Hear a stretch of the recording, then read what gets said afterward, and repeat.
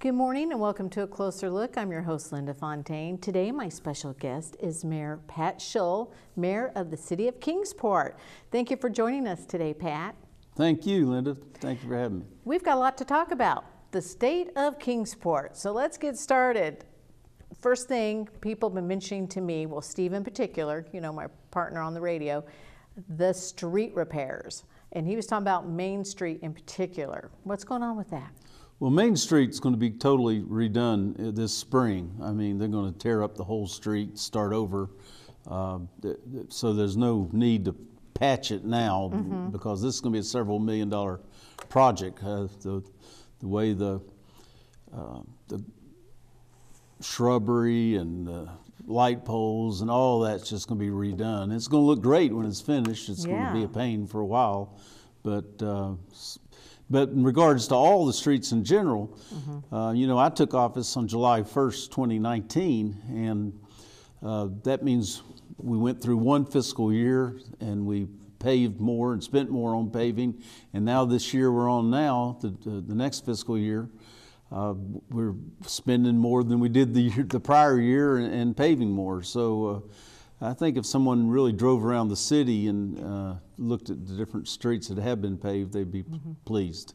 I know you told me at one time when you were running for mayor, the number one thing people complained about were the potholes. And you made that your mission to make sure that these streets are going to be repaved and taken care of. And you're working hard at doing that from what I see.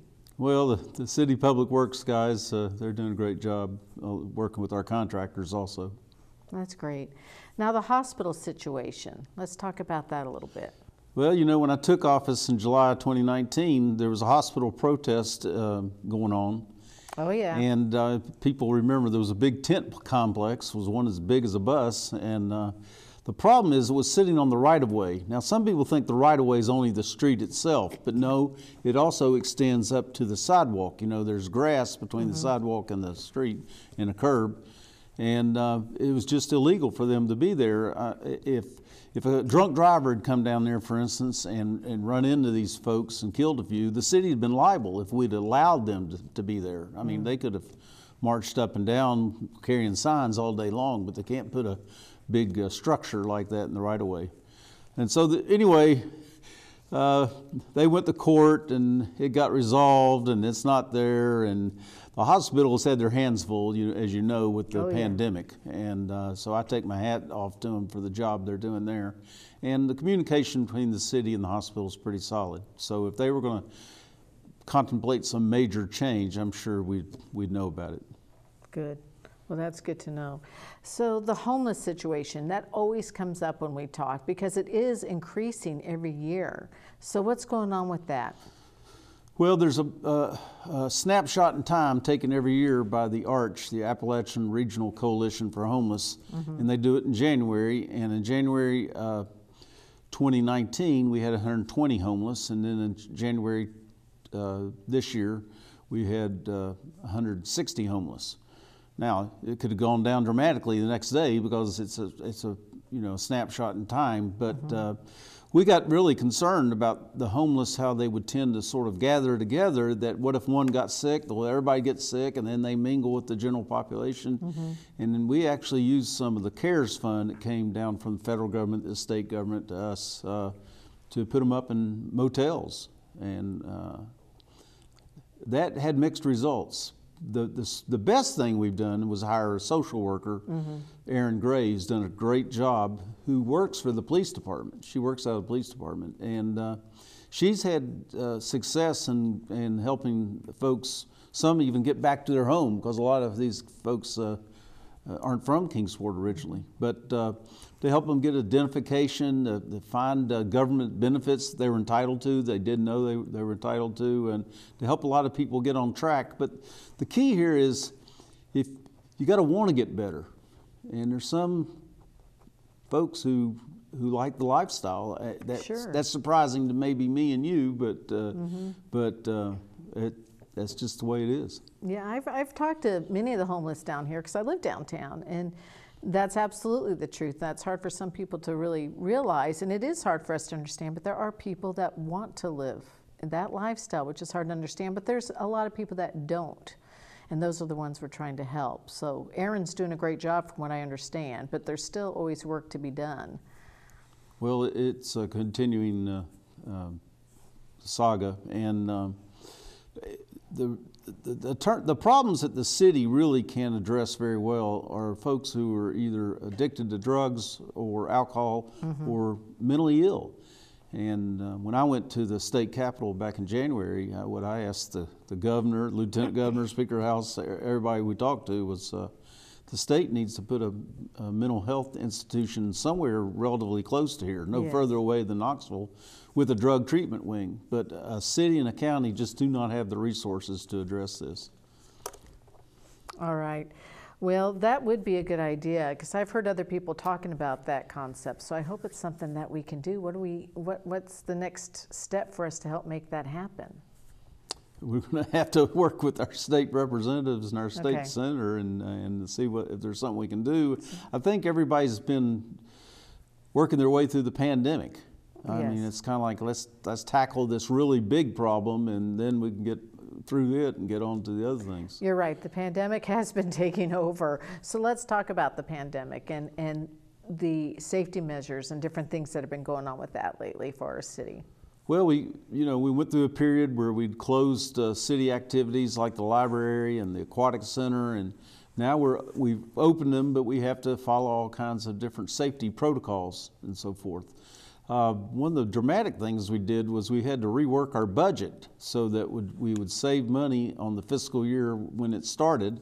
Then the new fiscal year started this past July 1st, and we passed a budget where we reduced spending. We didn't implement any new taxes. We kept the water and sewer rates the same, and we did not take on any new debt. So we passed a very conservative budget, and because we had no idea what was going to happen. Now we've got a snapshot of 3 months, September, October, November, July, August, September, first 3 months of the fiscal year, where our sales tax is actually above what we projected it would be. And it's slightly above the same period last year. Wow. And we're not sure how to explain that now. What we suspect is that the state is doing a better job of collecting internet sales tax and distributing it down to municipalities. Well, that's great news. Okay, so right now, we're doing good with sales tax and stuff. The pandemic, we didn't really, no one really knew what to expect with the pandemic. I mean, this is all new territory for all of us.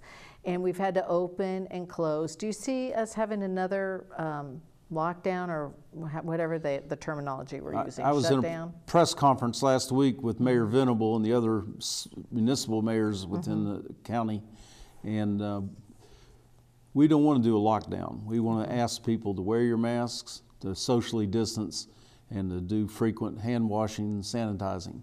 We don't want to do a lockdown. We think that would be counterproductive.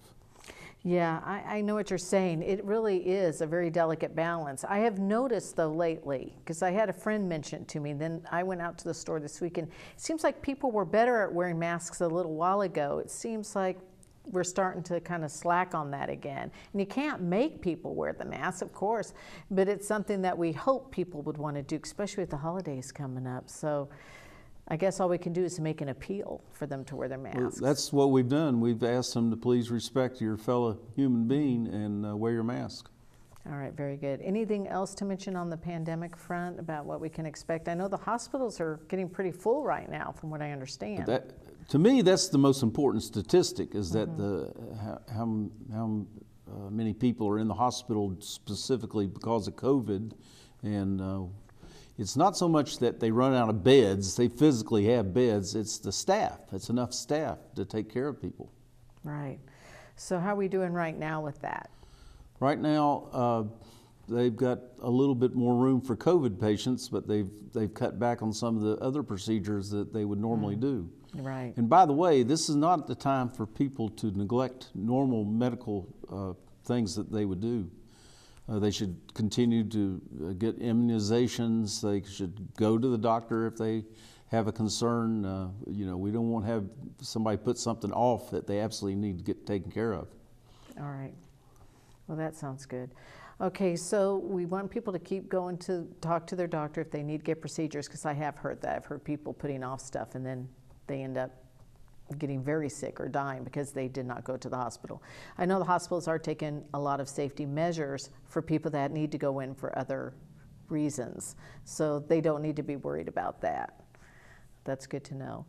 Okay, so we're going to take a break and we will be back in just a moment with more of the mayor on A Closer Look.